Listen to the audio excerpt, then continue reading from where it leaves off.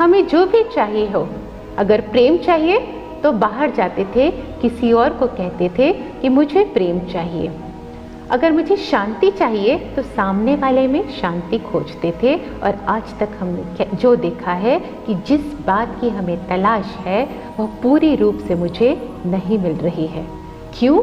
क्योंकि जिस बात को हम तलाश रहे हैं वह बाहर है ही नहीं, वह मेरे अंदर है। और इसलिए अगर मुझे इन गुणों की आवश्यकता है तो मुझे बाहर उसे नहीं खोजना है, मुझे अंदर ही उसे खोजना है, क्योंकि मैं उसे अंदर ही प्राप्त कर सकती हूँ। तो इस प्रकार जहाँ ज्ञान नहीं है, पवित्रता नहीं है, प्रेम नहीं है, क्या वह सुख हो सकता है?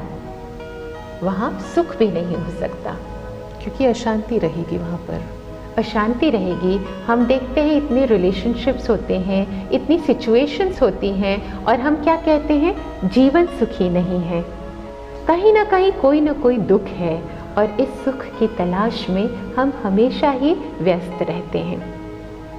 अगर देखा जाए कि हमारे पास एक छोटी कार हो तो हम क्या करते हैं? एक बड़ी कार लेने का विचार करते हैं। क्यों? क्योंकि हमें ऐसा लगता है कि बड़ी कार हमें सुख देगी, और वह कार ले भी लेते हैं। कुछ दिन उसमें हमें सुख मिलता भी है, पर कब तक मिलेगा? जब तक हम पड़ोसी की और बड़ी कार न देख लें। और इस प्रकार सुख को पाने के लिए हमारे मन में विचार आता है, अपना एक घर ले ले, छोटा सा ही क्यों ना हो। और वो जब छोटा सा घर ले लेते हैं तो मन में विचार आता है, यह तो 1 बेडरूम घर है, मुझे 3 BHK चाहिए, एक बड़ा घर चाहिए, तब मुझे सुख मिलेगा। इस प्रकार हम भौतिक वस्तुओं में सुख हो जाते हैं। इंसान की ज़रूरतें बढ़ती ही रहती हैं। स्कूटर लगेगा तो उसको कार लगेगी, कार ले लेगा तो उसको वैन लगेगी। क्यों उसकी ज़रूरतें बढ़ती जाती हैं? क्योंकि वो उन वस्तुओं में जो ढूंढ रहा है, वो उन वस्तुओं में सुख की तलाश कर रहा है। और ये सब वस्तुएं लेकर भी, इतनी सारी भौतिक सामग्री लेकर भी उसे वह सुख नहीं मिल रहा। इसलिए वह सुख की तलाश में और बड़ी वस्तु, उससे बड़ी वस्तु लेने ही लगता है, और इस प्रकार उसकी दिनचर्या चलती ही रहती है। तो हम क्या कर रहे हैं? हम भौतिक वस्तु ले रहे हैं और यह समझ रहे हैं कि मैं सुख ले रहा हूँ। दुकान में भी जाते हैं, और अगर हम पैसे देकर एक सोफ़ा लेकर आते हैं तो हम पैसा देकर क्या खरीद रहे हैं?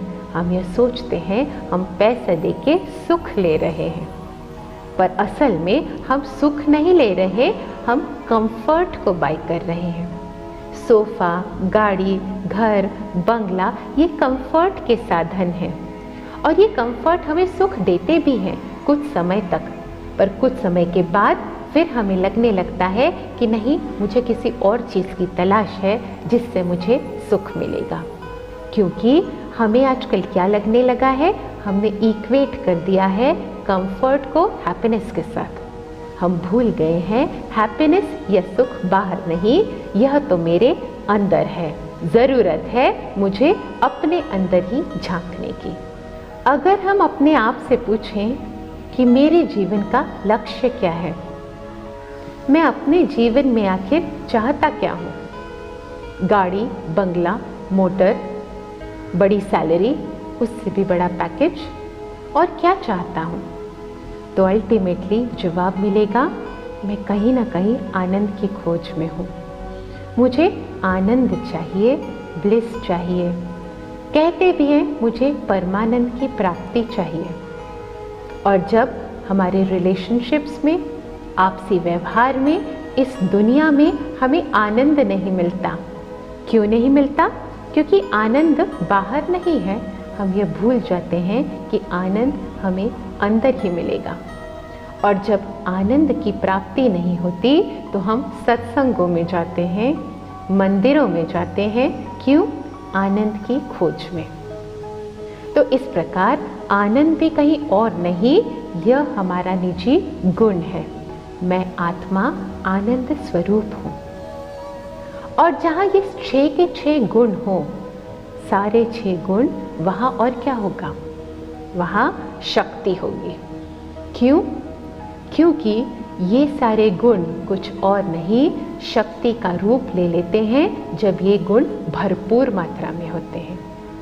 जब हम इन गुणों से भरे होते हैं तो सामने वाले को ये गुण हमारे द्वारा शक्ति के रूप में नजर आते हैं, और ये वही शक्ति है जो मेरा सातवां गुण है, मेरी सातवीं क्वालिटी है।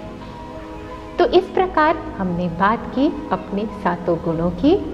मैं आत्मा इन सातों गुणों से भरपूर हूँ, एक सतो प्रधान आत्मा हूँ। मैं शरीर नहीं, इस शरीर को चलाने वाली एक चैतन्य शक्ति हूँ। तो जैसे हमने देखा, यह शरीर किसी एक तत्व की कमी के कारण भी चल नहीं सकता, काम नहीं कर सकता। उस प्रकार अगर मुझ आत्मा में एक गुण का भी इम्बैलेंस हो जाता है तो यह ढंग से काम नहीं करती। जिस प्रकार से सुबह सुबह हम मोबाइल को चार्ज करते हैं, क्यों चार्ज करते हैं? ताकि अगर उससे हम दिन भर ले जाएं तो एक दूसरे से बात करते रहें, हमारा कनेक्शन एक दूसरे के साथ बना रहे। पर जब मोबाइल डिस्चार्ज हो जाता है तो क्या होता है? हमारा कनेक्शन टूट जाता है। परमात्मा के साथ तो टूट ही जाता है, पर आपस में भी, आत्माओं के साथ भी, अपने मित्रों के साथ, संबंधियों के साथ भी हमारा कनेक्शन टूट जाता है, क्योंकि हम डिस्चार्ज होते हैं। और आज अगर हम अपने आसपास देखें तो इन गुणों के कमी के कारण, इस ज्ञान के कमी के कारण हम अपने आप को शरीर समझते हैं और दिन भर अपने कार्य व्यवहार में इतने व्यस्त रहते हैं कि कहीं ना कहीं हम अपने आप को थका हुआ महसूस करते हैं, और कहीं ना कहीं हमें कुछ चिंताएं होती हैं, तनाव होता है, प्रॉब्लम से हम घिरे हुए महसूस करते हैं। और इसलिए क्या होता है?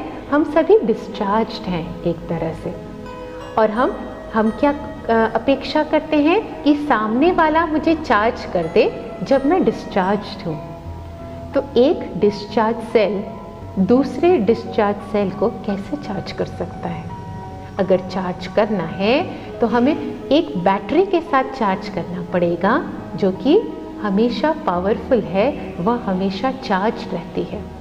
तो इसलिए ज़रूरत है जब भी हम डिस्चार्ज्ड फील करें, जब भी हम शांति की तलाश में हो, प्रेम की, आनंद की, सुख की तलाश में हो, उसे सामने वाले में तलाश न करें, परिस्थितियों में तलाश न करें, क्योंकि अब हमने देखा कि सामने वाला भी कहीं ना कहीं डिस्चार्ज्ड है। और जब सामने वाले से हमें वह सब नहीं मिलता तो हमारे जीवन में फ्रस्ट्रेशन बढ़ता है, क्रोध बढ़ता है, तनाव बढ़ता है, एंग्जाइटी बढ़ती है।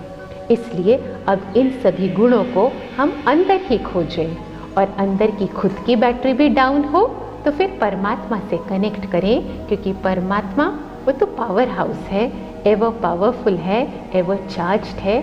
उससे कनेक्ट करें और ये सारे गुणों को अपने आप में भर लें, अपने जीवन को शांतमय, सुख, आनंदी और खुशियों से संपन्न कर दें।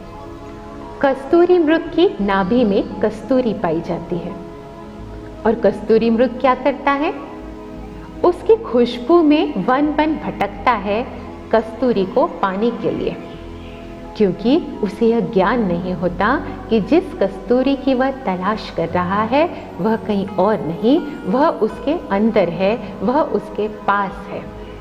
और अपना सारा जीवन वो उसकी तलाश में वन वन भटकता रहता है, और अंत तक उसे कस्तूरी नहीं मिलती है।